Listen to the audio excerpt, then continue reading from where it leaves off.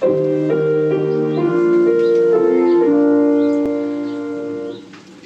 not dismayed, whatever betide, God will take care of you. Beneath his wings of love abide, God will take care of you.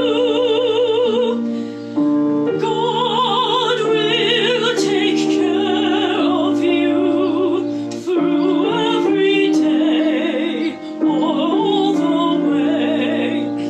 He will take care of you. God will take care of you. Through days of toil, when heart doth fail, God will take care of you.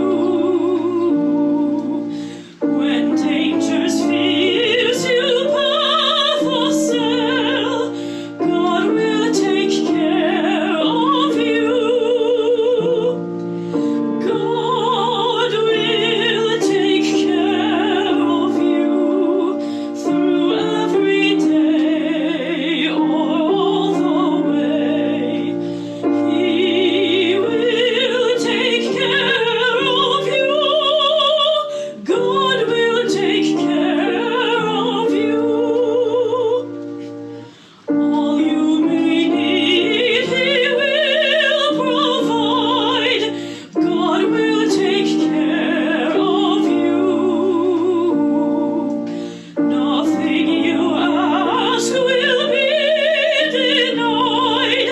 God will take care of you. God will take care of you through every day, all the way. He will take care of you. God will take care of you. No matter what may be the test, God will take care of you. Lean weary one upon his breast, God will take care of you. God will take care of you through every day, all the way. He will take care of you. God will take care of you.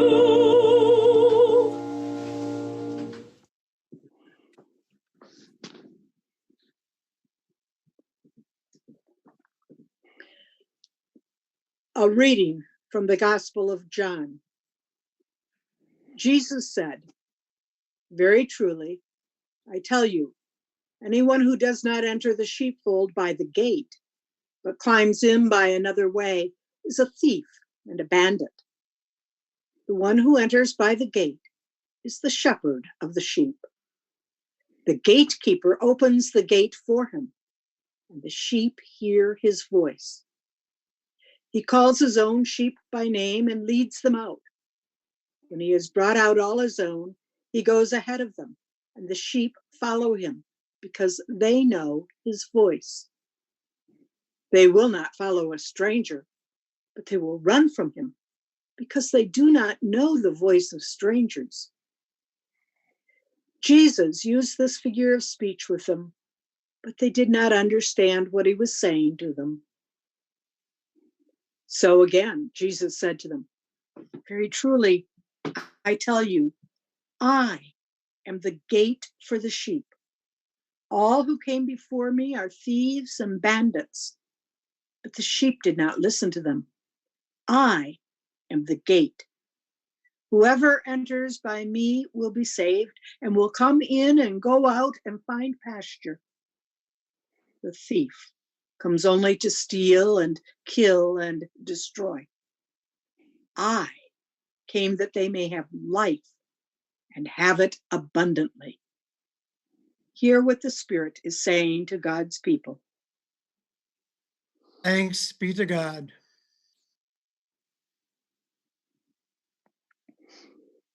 In the name of the triune God, the one who creates us, redeems us, and makes us holy. Amen.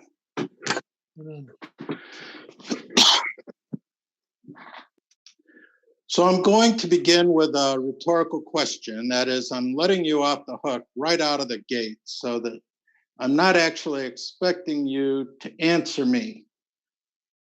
But you may want to answer, in which case, well, good for you. When we hear these readings today in the context that we heard them, my bet is that if I were to say, so what was the imagery that really stood out about the nature of Jesus today? What thought might come racing into your mind? Jesus is... All right. So I'm going to go with this. The presumption might be that some of you would think, well, this is all Good Shepherd imagery. This must be Good Shepherd Sunday. And I simply want to say that while that may be there, the last portion of the gospel reading gives us the clarification of what the purpose is. That is, we stopped the reading before it pronounced Jesus saying, I am the good shepherd. Even though there was imagery that talked about that, Jesus didn't say, I am the good shepherd. What Jesus did say is, I am the gate. I am the gate. He said it twice. I am the gate. So I want us to get gate in our mind. I mean, me growing up in rural upstate New York, the gate was a little rickety that led out to the night pasture at the farm next door. But either you went through the rickety gate or you went through the barbed wire. And I did both because our swimming pool was just a backed up section of river about a half a mile away. And we just walked through the farm fields to get to it. My brother-in-law, to stay with the imagery of today, though, lives in Maine, and he has a little outbuilding by the house that they affectionately call the sheep barn. If you're from Maine, the sheep barn, we might say sheep barn, but it's the sheep barn. They got the sheep barn next to the house. If you go out in Colorado, Wyoming area where I've spent a lot of time, you'll see way out in the distance on the horizon, you'll see little wagons at times. And those are what the shepherds live in as they travel with the migrating herds of sheep to find land to eat from. But clearly the imagery we have today is of the sheepfold, and that sheepfold is envisioned as the place that's right there next to the house. Kind of like the area that enfolded my brother-in-law's sheep barn. The sheepfold, when there's one gate to come in and it's the same gate to go out. But when the sheep are gathered into the sheepfold, then being proximate to the house, it is so that the owner can look after them and take care of them. If you read in the readings today, the one who tends the gate, then you have the gate. The one that hears Jesus that's tending to the gate would be for us the image of God. And then Jesus is the gate, and that, friends, leaves us as the sheep. So we're the sheep passing through the gates to come in to seek our refuge and security at night, and as the Gospeler wrote, and also to go out during the day and enjoy the abundance of the crops in the fields. And of course, again, the passage from Psalm 23 says that when we go out there, that we're led beside still waters. When we go out there, we lay down. It's also when we go out there where a table is set in the presence of those who trouble us. And yet somehow that doesn't bother us. we somehow find ourselves feeling safe. It's out there where our heads are anointed with oil and our cups run over. These are beautiful images that we're left with today.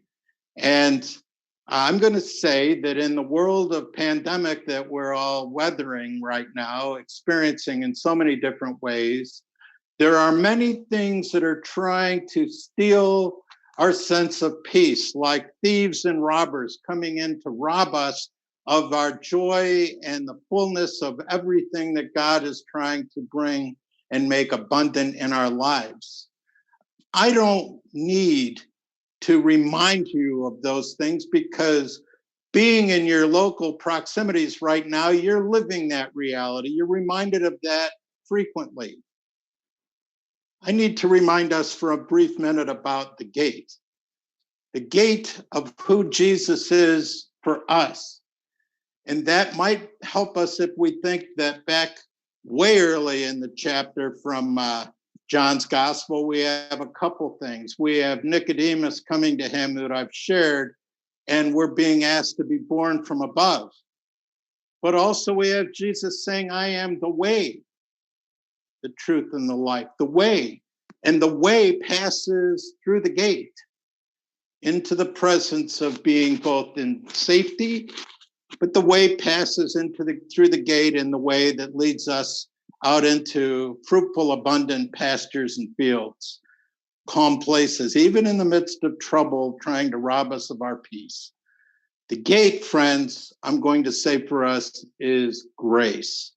Jesus is God's grace given to us, the gate given to us. We didn't do a thing to earn it. There is not a way that we can buy our passage into it, but the gate is God's gift to us, God's grace offered to us, and it is upon receiving God's grace that we are sanctified and made holy. Holy in ways that when we come in, remind us that in the presence of the one who tends the gate, we live our life worshiping him with heart, mind, soul, and strength. Holy when we go out into the field, knowing that out there in the world that we're sent, that it is a place of abundance. There we are called into closer relationship, enduring relationship with our brothers and sisters, loving our neighbors as ourselves. The gate is the passageway back and forth between loving God and loving our neighbor, between the security of being under the wings of God and being out at meal in the presence of those who trouble us. And God is with us, and Jesus is with us. But in this piece of the imagery given today, Jesus is with us as a gate. It is a Christological statement of the nature of Jesus, and Jesus is the way, the passage through which we have access into loving God and loving neighbor. And that's what I want to invite us to reflect on, just as the way is also that which gives us, as the sheep, the awareness that it is that when we hear him call us, that we follow and that we seek our passage where we are led, whether it's into the place of protection and security in the night hours, or whether, again, it is in the place of the banquet, or just resting. I mean, on days like today, you could almost imagine yourself out in such a place, laying on your back, hearing the water rush next to you in soft green fields. You could almost smell the air. You can almost see yourself there.